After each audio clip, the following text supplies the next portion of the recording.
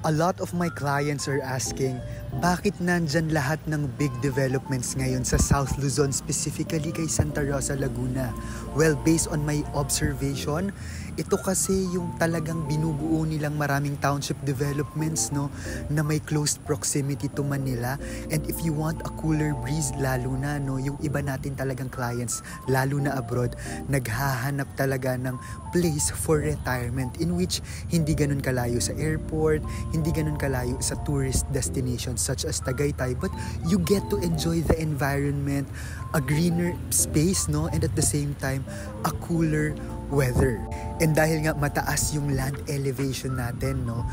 flood free, no, wala pang flood history dito sa area ni Santa Rosa, where New Valley, Greenfield City, and itong ang bago, si Southmont, which is located in Silang, Cavite, just 15 minutes away from New Valley. So yung nakikita nyong